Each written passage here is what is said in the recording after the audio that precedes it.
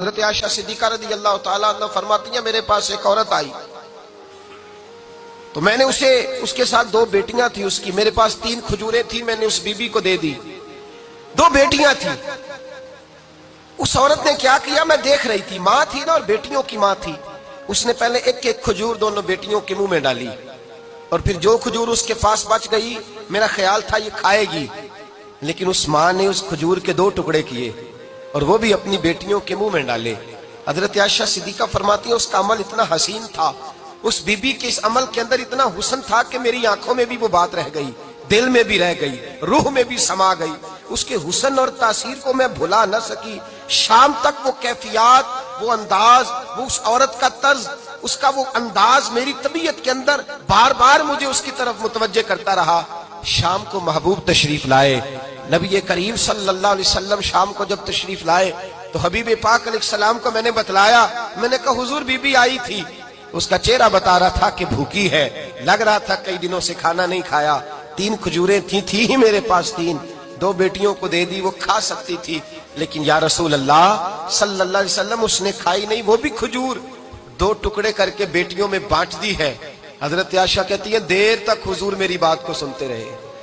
دیر تک میری طرف دیکھتے رہے، اس تصور کو، بیٹی کے پیار کے اس ذائقے دیر تک محبوب محسوس کرتے رہے، اور پھر فرمایا عائشہ جو دنیا میں بیٹیوں کی وجہ سے آزمایا جائے گا، جب قیامت کا دن آئے گا تو رب اس سے حساب نہیں لے گا، بے حساب ہی جنت میں داخل فرما دے گا۔ اللہ پھر اس سے حساب نہیں لے گا جو بیٹی کے سبب سے آزمایا جائے۔ یعنی حضور نے باپ کو کہا کہ بیٹی کو مصیبت نہ سمجھنا، اگر کبھی اس کے میکے سے جھگڑے کا پیغام بھی آ جائے، اگر کبھی دوبارہ تجھے اس کی طرف پلٹ کر جانا بھی پڑے، میرے نبی پاک صلی اللہ علیہ وسلم سے کسی صحابی نے کہا تھا یا رسول اللہ بہترین صدقہ کون سا ہے؟ حضور بہترین صدقہ کون سا ہے؟ وہ میرا مال جو اللہ کے راستے میں خیرات کروں تو رب مجھے زیادہ اجر عطا کرے، وہ کون سا ہے؟ تو میرے نبی پاک نے فرمایا اگر تیری بیٹی واپس لوٹ آئی طلاق کی وجہ سے یا بیوہ ہو کر واپس آ گئی اور تجھے اس لوٹنے والی بیٹی پر کچھ خرچ کرنا پڑا تو تیرے رسول کا وعدہ یہ ہے کہ اللہ تجھے اس روپے پر سب سے زیادہ اجر عطا فرمائے گا، اس پیسے پر اللہ تجھے سب سے زیادہ۔ انہیں بوجھ نہ جاننا، ان کی آزمائشوں پہ پریشان نہ ہونا۔ اگر کبھی بیٹی کا پیغام آ جائے